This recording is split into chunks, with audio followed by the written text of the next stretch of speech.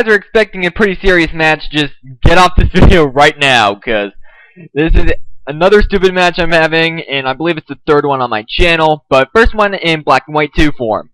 And this stupid battle is up against Jack with a whole bunch of Ks and a 3, and we actually arranged this battle a long time ago, and this time I actually managed to hit him up on Facebook, and if you guys do want to friend me on Facebook, my Facebook link will be in the description, if you want to check that out, so yeah. But anyways, actually the team preview would be a pretty bad idea. Just, this is a really stupid battle, and it was also a pretty fun one at that, so I pretty much hope you guys enjoy this battle, and let's get the show on the road! So to start off, Jack's going to be leading off with his Weeping Bell, and I'm going to be leading off with my Giggleth. And the Giggleth surprise is going to be shown a little later, because first turn it's going to be going to sleep with the sleep powder that Weeping Bell has. And taking the opportunity, Weeping Bell's just going to be setting up a sword stance on my face, and I pretty much am going to be asleep for a second turn, but fortunately I'm going to be waking up on this third turn after I live this power whip with my sturdy, and getting off an HP ice, or I want to say this is HP ice. And yes, people, this is a choice specs Giggleth from my 5 Giggleths and a guy team. And I think I should use it at team against MBZ one time, but we'll see. But now Weeping Bell just goes for the turn over the power whip, because hey, power whip ain't vine whip, so it could miss. But thanks to Giggleth going down, Love gets the opportunity to take out Bell, and hey, my channel now has Love this kill. So let's scratch that off the list. No, I am not doing Mag's old get a kill with every Pokemon thing, but it would be cool to get off that beat. But anyways, Meditite, he goes for the bulk up as my Yamask comes in, and then goes out and predicts a Will-O-Wisp as Snubbull comes in. And wow, I am stuttering all over the place. Sorry for the unprofessionalism. But, that's kinda me. But now my Shuckle gets hit with Yawn, as Snubbull goes for a Cursed, and then I try to get up a Toxic on this thing to put this thing on the timer. I pretty much know that Nubble's gonna be a pretty big threat due to its cursing shenanigans and whatnot. And I believe that I'm actually getting the first turn Wake after Numble is done cursing here.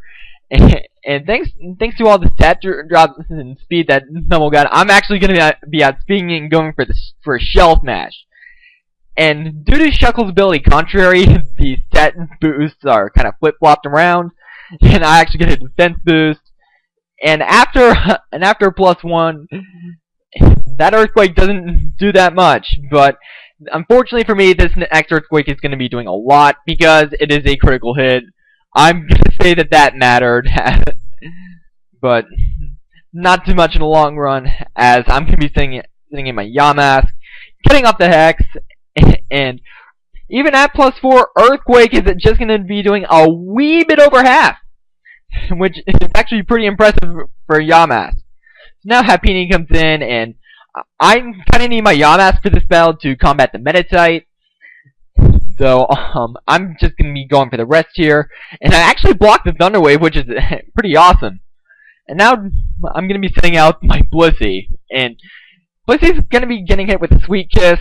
And after this, I know that he's not going to be going for an attacking move. So I'm just going to be prepping for the Unprotected Focus Punch.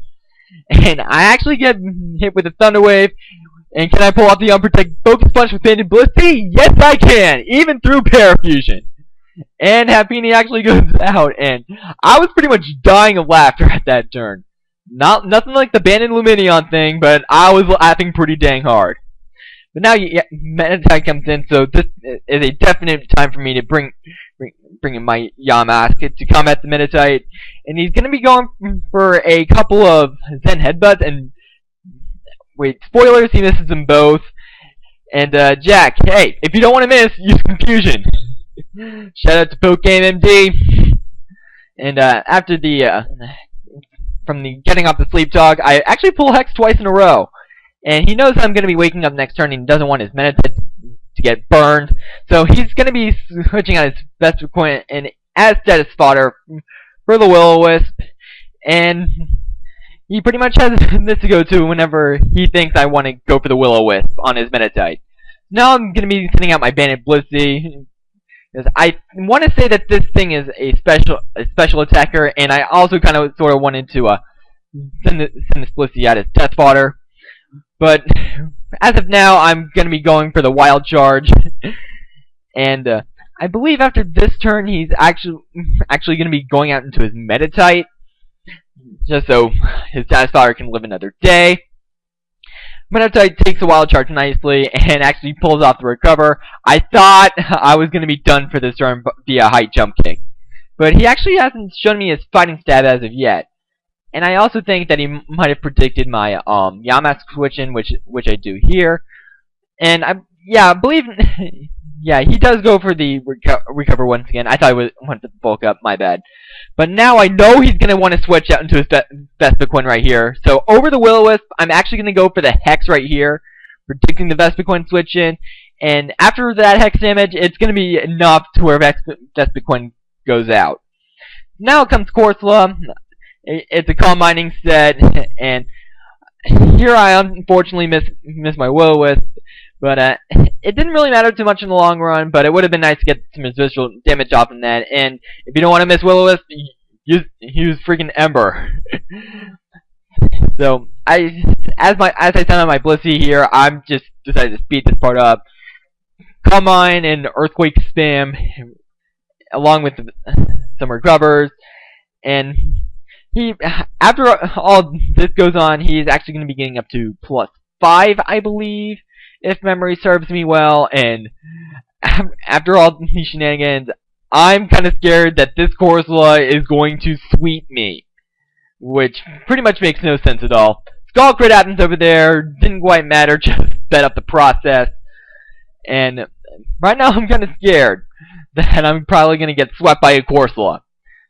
I've loved this here, who you can freely get off an Aqua Jet, and Corsola actually goes for the Power Gem here, because he thought it would do more than a not very effective Scald. And 2 Aqua Jets, not quite cutting it. And I'm actually just praying for a crit here, or else I'm gonna get swept by Corsola.